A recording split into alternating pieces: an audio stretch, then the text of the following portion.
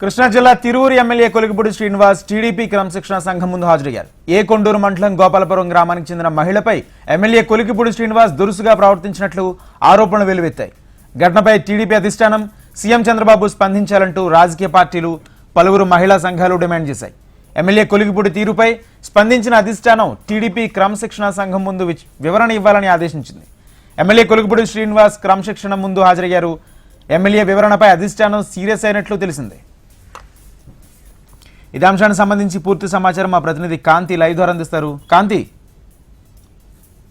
రాజేంద్ర, ఎన్టీఆర్ జిల్లా తిరువూరు ఎమ్మెల్యే కొలిగిపూడి శ్రీనివాస్ మొదటి నుంచి కూడా రోజుకు ఒక వివాదంతో వార్తల్లోకి ఎక్కుతున్నారు. అందులో భాగంగానే ఈ నెల 11వ తేదీన ఒక స్థల వివాదంలో కంచెను తొలగించడంతో అక్కడ కొంత వివాదం నెలకొంది. ఈ నేపథ్యంలో దళిత మహిళ పైన చేయి చేసుకున్నారనే ఆరోపణలు ఆయన ఎదుర్కొంటూ ఉన్నారు. అయితే దళిత మహిళ పైన ఎమ్మెల్యే చేయి చేసుకోవడంతో ఆమె ఆత్మహత్యాయత్నం చేసినట్లుగా భావించారు. దీనికి సంబంధించినంత వరకు కూడా ఏదైతే ఈ వ్యవహారం పైన కొలిగిపూడి శ్రీనివాస్ వ్యవహారం పైన క్రమశిక్షణ సంఘం ముందు ఈ రోజు హాజరు కావాలని చెప్పి ఆదేశాలు జారీ చేయడం జరిగింది. ఆదేశాల్లో భాగంగా ఈ రోజు కొలిగిపూడి శ్రీనివాస్ టీడీపీ కేంద్ర కార్యాలయానికి ఇప్పుడే చేరుకున్నారు.